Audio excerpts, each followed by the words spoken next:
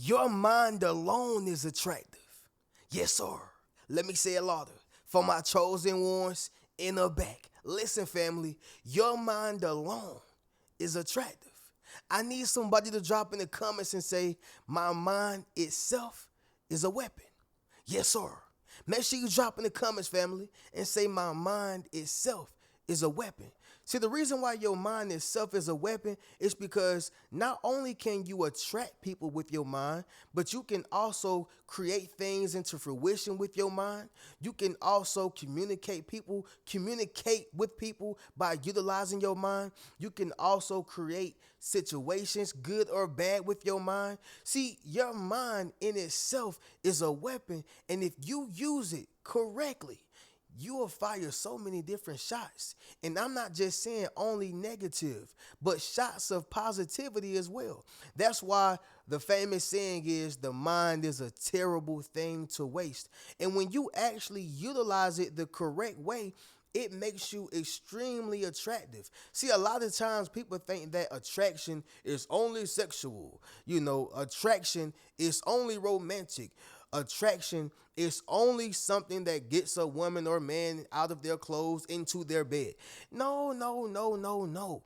All right. Attraction starts with the mind. Yeah. Attraction starts with the spirit, especially when you get to a certain level of maturity or when you get to a certain level in life, age as well. You follow me? But your mind alone makes you attractive, and that's what I want to speak about within this video. You follow me? Somebody drop in the comments once again and say, my mind in itself is a weapon.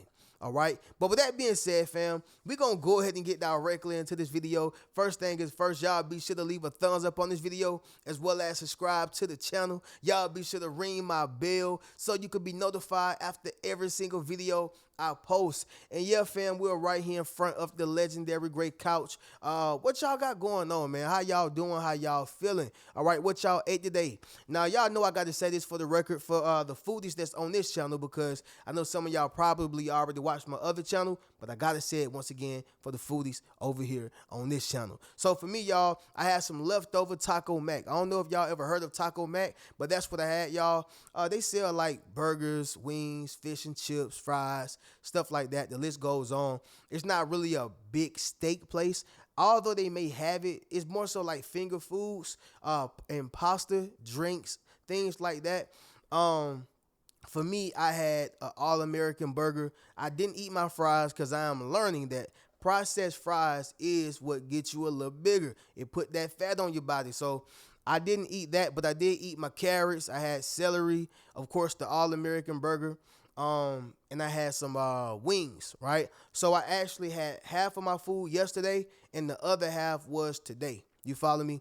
So that's what I had, for dinner today, y'all. I'm going to leave it at that. If anything, I may eat a popsicle or I may eat some fruit, but I had my treat and that's it. I don't want to overly do it. You follow me? Got to stay in that deficit. But anyway, y'all, that's what's going on with me. Y'all drop in the comments. Let me know how y'all doing, what's going on with y'all, and what y'all ate today, all right? But anyway, y'all, let's get directly into this banger, y'all. Number one, authentic curiosity, okay? Authentic curiosity.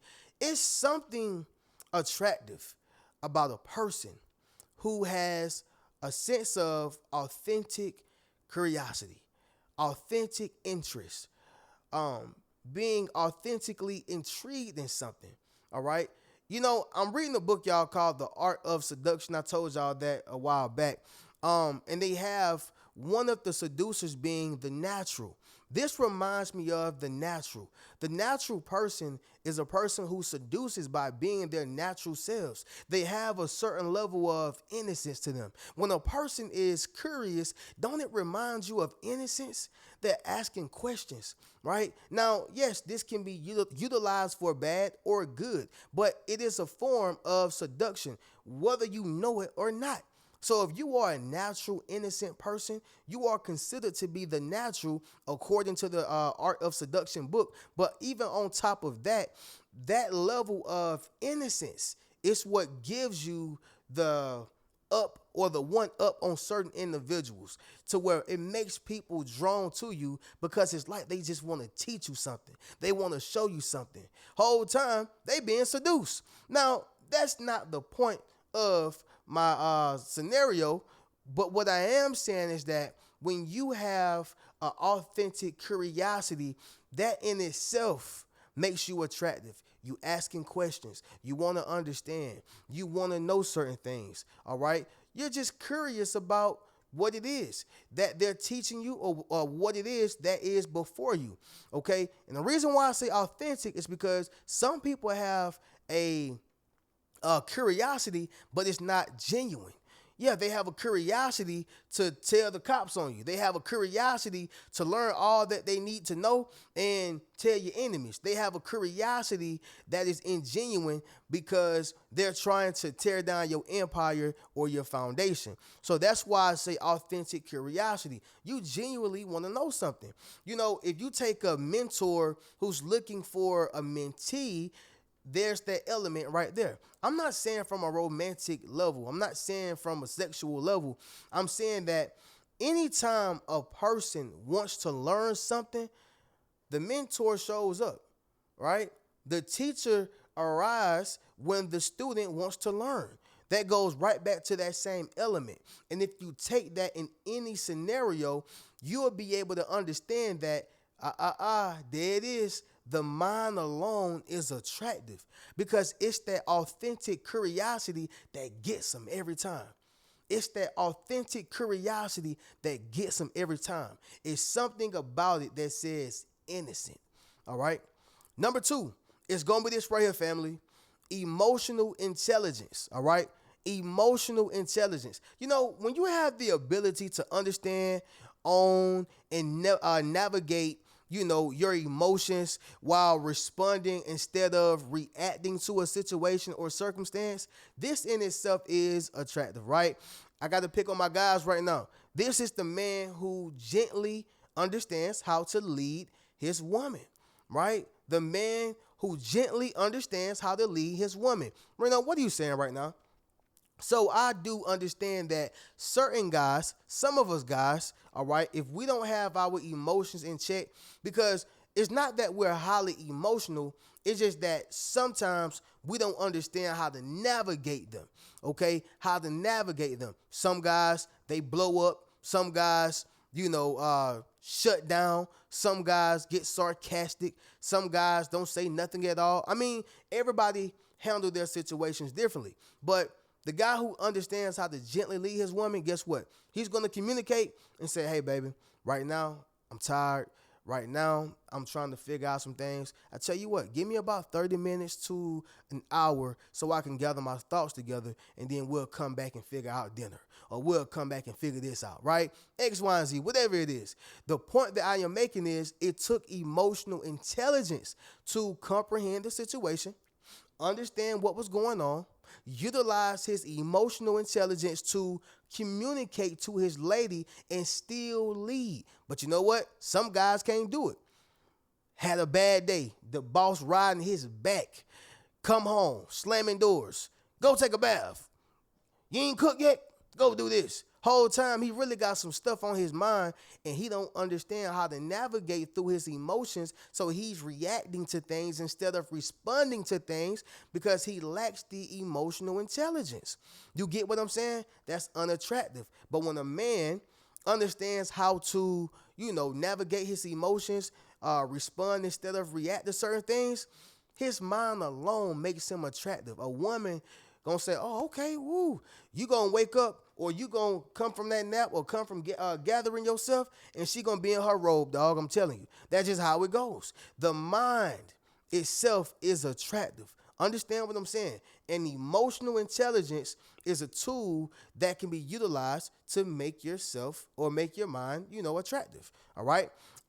Number 3, cognitive flexibility. All right. Cognitive flexibility. This is when a person understands thought processes and thought patterns. They understand how to utilize their mind to get from point A to point Z. Okay, this is a person who's open minded. This is a person who can see beyond their current circumstances. All right, y'all, I'm not gonna say I hate this particular person, but it just kind of grind my gears when I'm talking to a person who's so closed minded, right? Like they can't see beyond the hand that life gave them.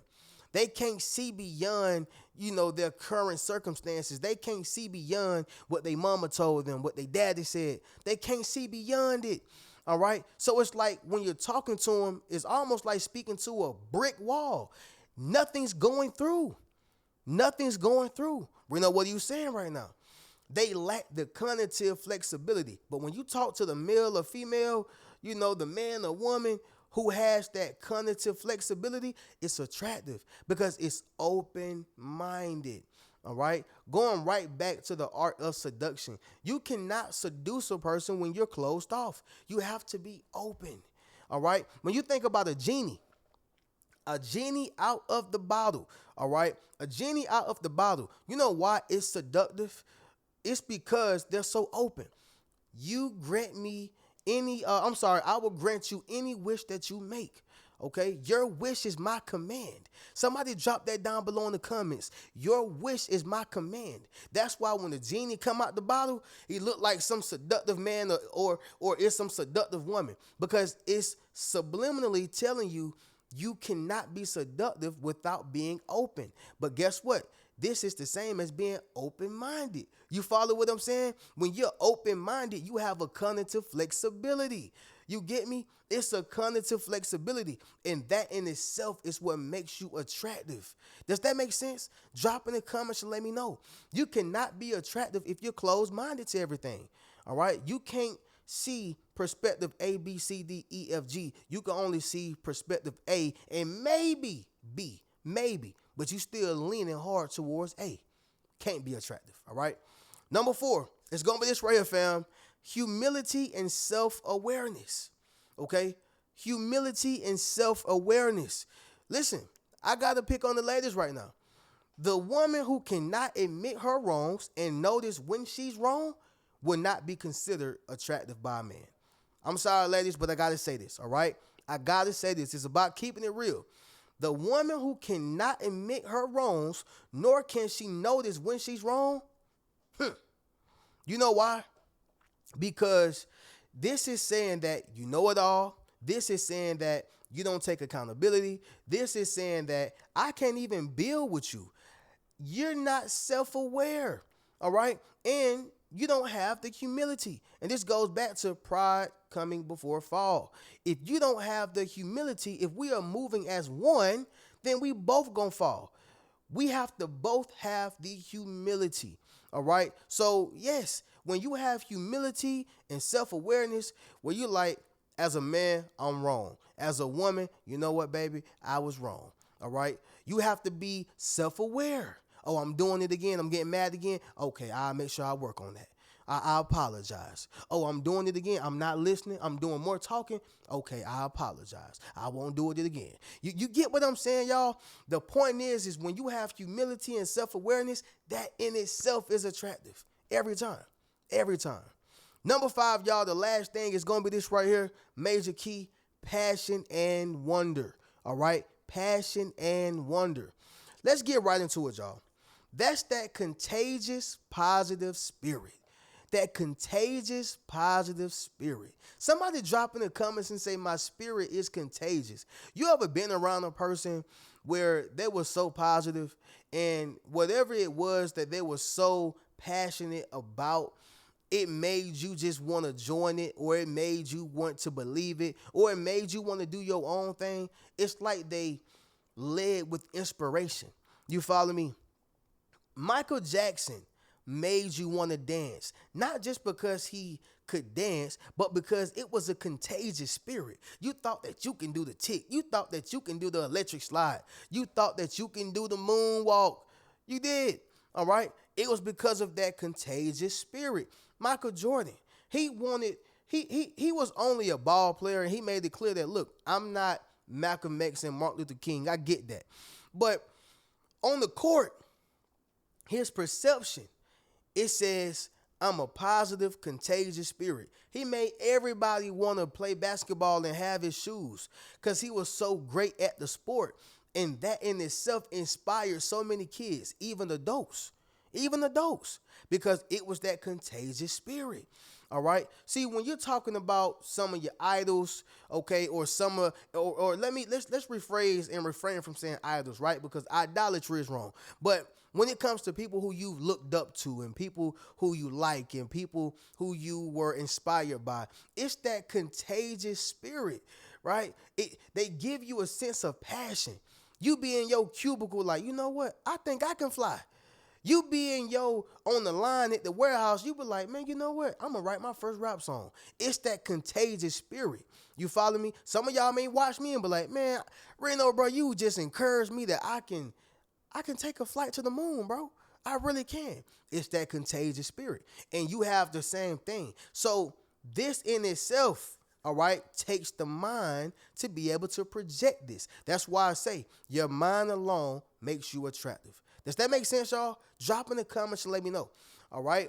But with that being said, fam, we're going to go ahead and do a recap and then we'll get up out of here. Number 1, authentic curiosity. Number 2, emotional intelligence. Number 3, cognitive flexibility. Number 4, humility and self-awareness. And number 5, y'all, passion and wonder. All right. Y'all already know how we do. Y'all be sure to get you a Yes Sir t-shirt, Yes Sir hoodie. Book a one-on-one session with your boy. Check out any one of my books. Keep a rich mentality.